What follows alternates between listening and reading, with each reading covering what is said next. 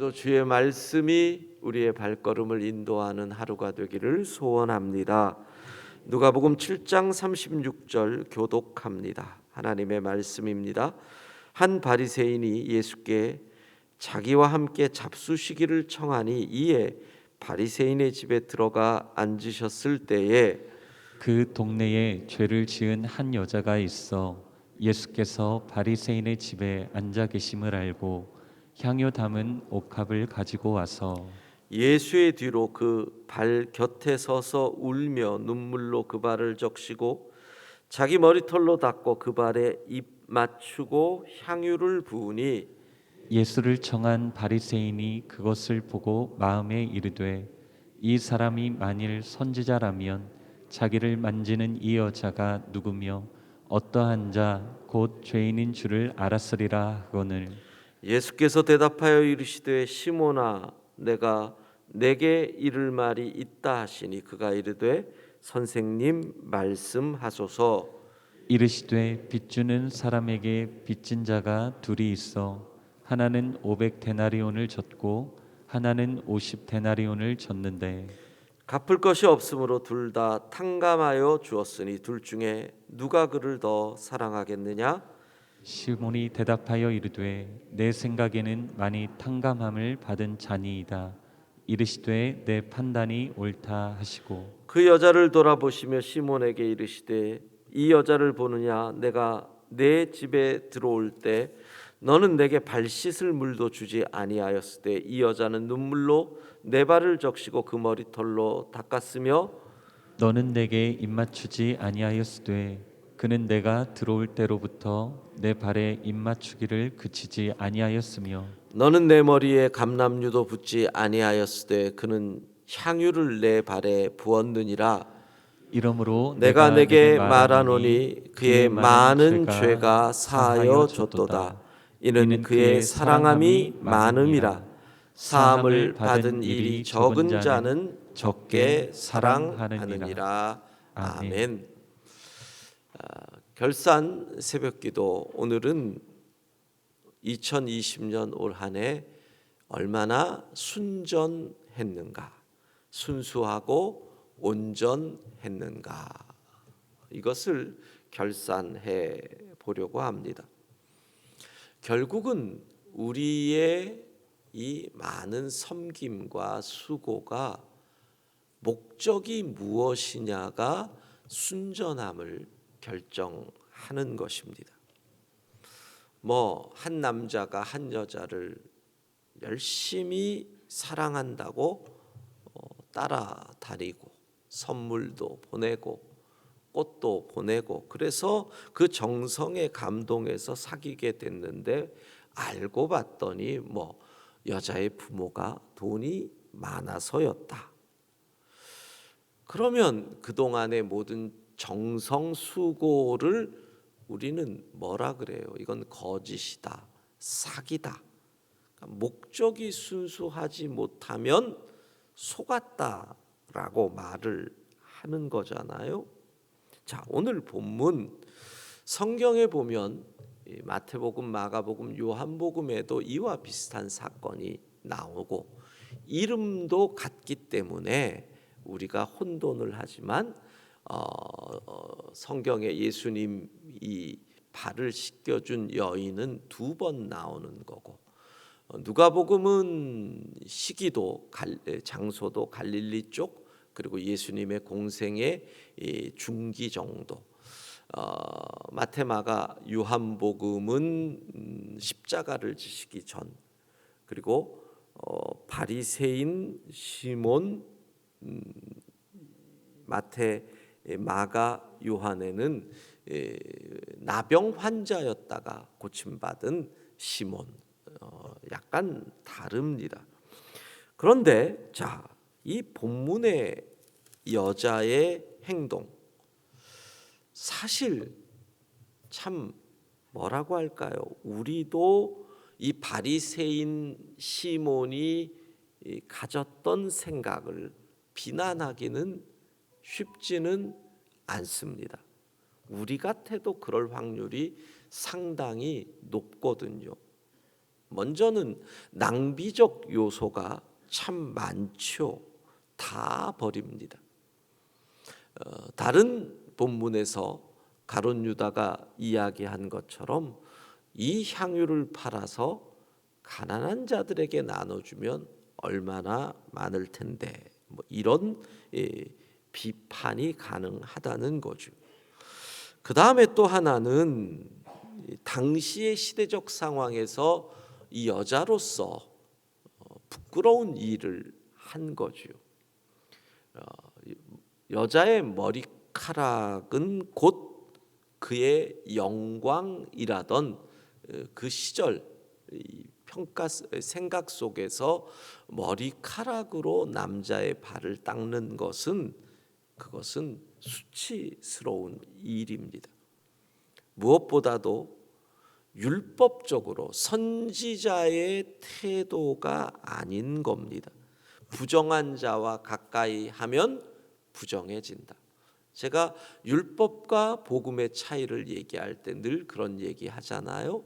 복음은 예수 그리스도는 부정한 자와 가까이에서 그를 정결하게 만드는 능력이기에 우리는 죄인들 가운데 뛰어들 수 있다. 그러나 율법은 부정한 자와 가까이 가면 부정해지기 때문에 죄인과 멀리 한다. 이게 율법과 복음의 큰 차이다. 이런 말씀을 드렸어요. 제가 우리 목사님들에게 이 교육자로서 뭐 이런 태도 이런 거 얘기할 때 오해받을 만한 행동을 조심해라. 이런 얘기를 하거든요. 흔히 하는 말로 오이밭에서 갓끈 고쳐 매지 말고 참외밭에서 신발끈 고쳐 매지 말라. 근데 만약에 제가 어느 호텔 커피숍에서 정말 화려하게 생기고 참 이쁜 어느 여자분하고 진지하게 대화를 하는 거예요. 그걸 어느 분이 봤다고 해보세요. 왜 저러시지 뭘까? 근데 마침 또 그 여자가 제 손을 잡고 눈물을 펑펑 쏟고 있다고 해보세요. 휴대폰 어디 있어? 휴대폰 어디 있어? 당장 찍고 오해. 지금 그런 일이 벌어졌잖아요. 시몬의 관점으로 보면 그래요. 그런데 주님의 관점으로는 이 여인이 순전했다는 거예요. 오해 살만하고 율법을 거슬리고 낭비를 심하게 했지만 목적이 주님을 사랑해서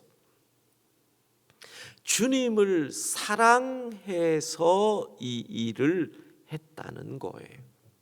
여러분, 사랑으로 섬긴다라는 것의 의미가 뭐예요? 사랑으로 섬긴다는 것은 첫 번째로 대가를 바라지 않는다는 거죠. 내가 이 일을 함으로 나에게 어떤 이득이 올 것이다, 이런 거 생각하지 않는다는 겁니다. 사랑해서 합니다. 부모가 자식을 돌보고 자식을 위하여 돈을 쓰고 자식을 교육을 위해서 최선을 다합니다. 뭐 요즘은 어떤 부모님은 자식에게 돌려달라고도 하지만 대부분의 부모가 어떤 대가를 바라고 자식을 위하여 낭비하지 않습니다. 대가 생각 안 합니다. 그게 뭐예요? 사랑인 거죠.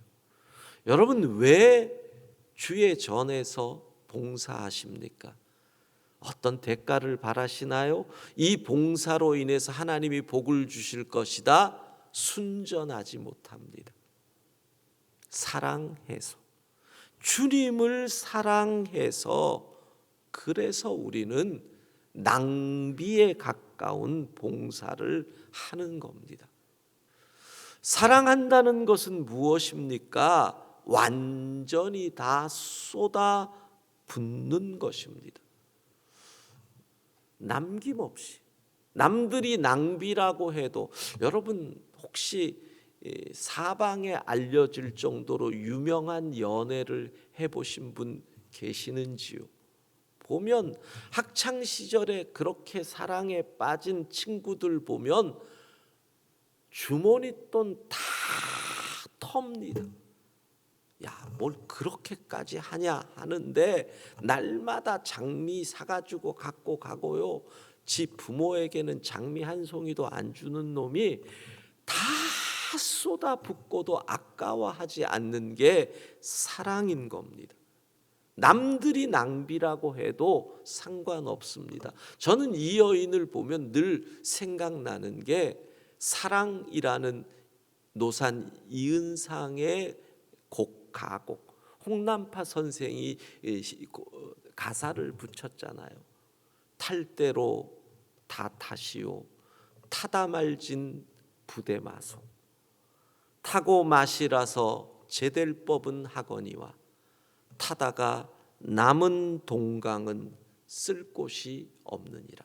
사랑은 그런 거라는 거예요. 다 태우는 거지요. 반 타고 꺼질 진데 애제 타진 마르시오, 차라리 아니 타고 생락으로 있으시오, 탈진데 제 그것조차 맞아 탐이 오르니라. 이게 사랑이라는 거예요. 이런 사랑을 바울은 디모데후서 4장에 뭐라 그래요? 나는 전제와 같이 벌써 부어졌다.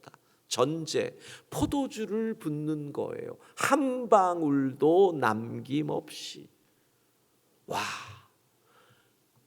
제가 조금씩 나이가 든다는 게 느껴지는 게, 예전과 달리 디모데후서 4장 이 바울의 마지막 고백을 보면 가슴이 뭉클뭉클해져요. 나도 잘 마무리해야 되는데, 내가 전제와 같이 벌써 부어지고 나의 떠날 시간이 다가온다. 이렇게 고백하잖아요. 그러면서 뭐라 그래요? 나는 선한 싸움을 싸우고 나의 달려갈 길을 마쳤다. 마지막에 주님을 사랑하기에 한 방울도 남김없이 다 붓고 이렇게 고백하고 주님 앞에 설 수 있는 우리 모두가 되기를 바랍니다. 결국은 은혜와 사랑은 비례한다는 거예요. 내가 받은 은혜가 크면 사랑이 커져요. 내가 받은 은혜가 적으면 사랑도 적어지는 거예요. 47절에 주님이 뭐라 그래요? 그의 많은 죄가 사하여졌으니까 사랑함이 많고, 사함을 받은 일이 적으니까 적게 사랑한다. 사함 받았다는 게 뭐예요? 은혜를 받았다는 거예요. 여러분이 주님께 받은 은혜가 크다 생각하면 사랑도 커져요. 그건 마치 부모와 자식 간의 관계도 같은 거예요. 부모가 자식에게 낭비라고 할 정도로 모든 것을 쏟아 사랑, 은혜를 베풀었는데 자식이 그것을 은혜로 느끼지 못하면 효도가 안 나오는 거죠. 그러니까 내가 은혜가 크다 느끼면 느낄수록 사랑이 커진다. 은혜와 사랑의 관계를 우리가 본다는 거죠. 결국은 뭐예요? 시몬은 순전하지 못했다는 거예요. 여러분, 은혜가 고갈되면 시몬이 됩니다. 은혜가 고갈되면 시몬이 돼요. 그러니까 시몬이 순전하지 못했다는 것은 목적부터가 순수하지 않았던 거죠. 예수님을 식사하자고 모신 목적이 사랑해서가 아닌 거예요. 유명인을 우리 집에 불러들여서 예수님이 핫했거든요. 당시에 유명하셨거든요. 그러니까 우리 집에 그 셀럽이 들어왔으니 너희 내가 어느 정도인지 알겠지. 목적이 순전하지 못했던 봉사, 그게 시몬의 봉사인 거예요. 그러니까 시몬은 감시하지요, 판단하지요. 어느 순간 할 일은 안 하고 발을 씻겨드리지도 않아요. 입 맞추지도 않아요. 어느 순간 내가 할 일은 안 하고 남이 하는 것을 비판하는 자가 되어버린 거죠. 이게 비극이잖아요. 여러분, 은혜가 고갈되면 시몬이 됩니다. 은혜가 고갈되면 뭐만 남는 줄 아세요? 공로만 남습니다. 이게 우리가 믿음 생활을 오래 할 때 정말 조심해야 됩니다. 은혜가 고갈되면 내가 한 공로만 남아요. 그러면 뭐예요? 상을 받아야 돼요. 은혜가 넘치면 낭비하고 다 쏟아부으며 사랑해도 부족하다고 생각해요.